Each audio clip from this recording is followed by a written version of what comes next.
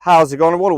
Welcome back to the channel. So on today's video, we're going to be going over the 2-year review of the Honda CR-V Hybrid. So this is the current generation that is out for sale. Now we're going to cover some of the recalls it has and some of the issues we have seen here at my dealership. So this video is going to be for anybody interested in purchasing this vehicle and just get an overall feel how it's been doing over the last couple of years. So we're going to start off by going with some of the recalls we have had.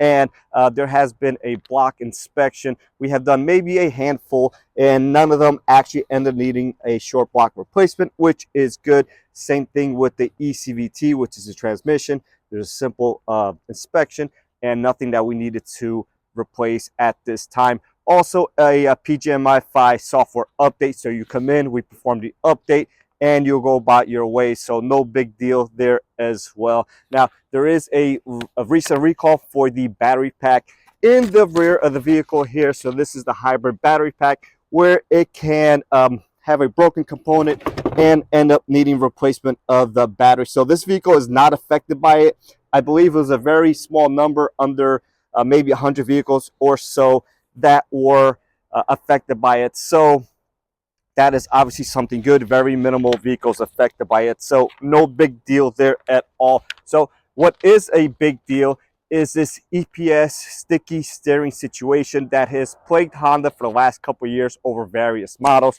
Now, Honda has finally come up with an update, which is great. It did take them a while, but keep in mind that they have to A, figure out what's actually going on with the issue, B, allocate all the parts, the proper equipment, the proper tooling to actually perform this recall. So that recall did come out mid last week, I believe. We've done a handful of them and it has been going super smooth. So if you're concerned with your subframe having to be dropped, I will put you at ease here that by the time this recall does come to the consumer, because now it is mostly being allocated the parts for in-stock vehicles because they cannot be sold, that there will be a new updated procedure that no longer requires for the subframe to be lowered. So if you have any of these affected vehicles, Civics, CR-Vs, Integras, HR-Vs, or any of those cars, then if you have concerns with that, just make sure you wait a little bit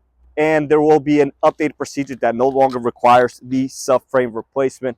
And again, we have had a 100% success rate with that update. So that is a good there. So what are some of the issues we have seen here? So the only one that's really a consistent thing is the injector failure. So we have seen multiple injector failures on these hybrid engines, not only just the CR-V, the Accords as well. And someone just informed me last night that they have had a Civic as well with failed injectors. So we saw a handful of them initially on the CR-Vs and the Accords. We haven't seen any here on the Civics at my dealership. So hopefully it's something that Honda will figure out over time, just maybe a handful of bad batches of injectors. So we will see kind of how that plays out here. We did have to replace one of these power inverters right underneath their 40 IMA system on one of them. So that was just a one-time thing in a one unit that had failed. And we've had broken rocker arm on one as well here, which obviously is concerning. We did end up replacing the cylinder head on there. The block was not affected, so that was good.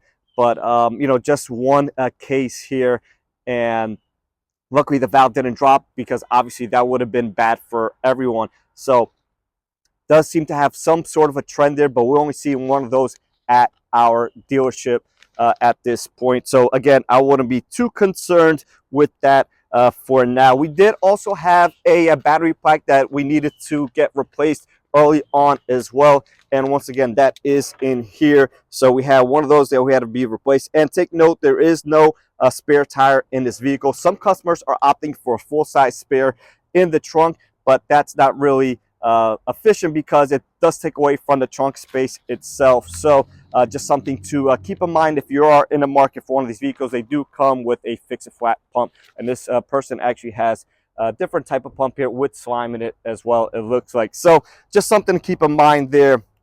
Now we did have one of these that we needed to replace, and it had a pinch harness that kept it from working properly, so we replaced it. Just misinstalled from the factory, or installed incorrectly and properly from the factory, so we replaced it, and that was a no big deal there.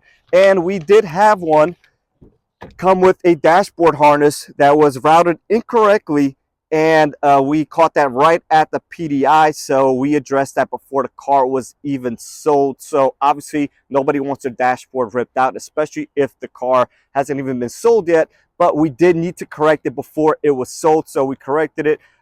Everything was working as designed at that point, and that car is out on the road somewhere today. So that's basically what we have been seeing on these vehicles here. Now, something that's not really Honda's fault, I mean, we can make an argument for that, although these radars are getting stolen at a very high rate. Now, I do have brackets to protect these. We can also find them on the line. I'll make sure to have a link in the description section down below.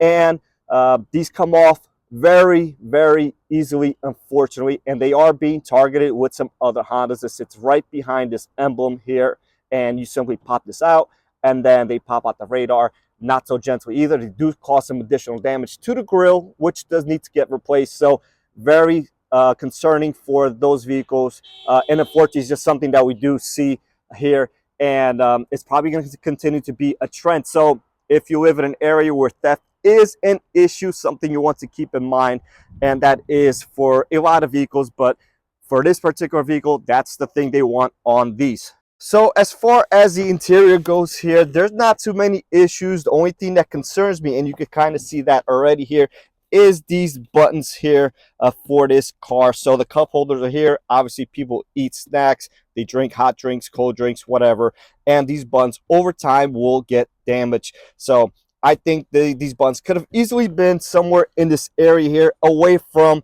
a high traffic area that is subjected to crumbs and drinks and stuff like that. But I don't design these vehicles, I just work on them. So just something to keep in mind. Be mindful that they are here, and most Hondas and Acuras do have some sort of layout or setup just like this. So just something to keep in mind if you do end up purchasing one of these vehicles, or any new vehicles with buttons in this area for that fact. So they have cup holders and there's electronics around it.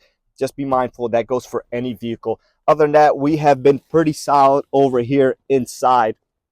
And overall, I would personally buy one for myself still, over the 1.5T especially. But I'll have a separate video on that one if you are interested, probably a few weeks after this one here. One thing I do like about this engine over the 1.5T, and this is something very simple that Honda could do, is they installed simply an engine cover here. Now, this engine cover is to reduce noise from people complaining about ticking and stuff like that from the high pressure system of the fuel pump and injectors. Although the 1.5T also has a similar system, and there is no cover like this one. So the problem is, if you don't have this cover here, rodents love to attack this certain area and causing you some additional damage and headaches. So something that Honda can very easily fix across all their vehicles, but some they choose to, some they choose not to. So that's very simple, and something that, in my opinion, should be on every vehicle, just to keep rodents in. We can see rodents have been here. Some sort of rodent activity is going on here. So if it wasn't for this cover, there probably would have been some damage. Now we have one wire here, so that's very easy to apply some rodent tape. But overall, great job over here by Honda. So that being said, I'm going to go ahead and wrap up this video, and I'll catch you on the next one.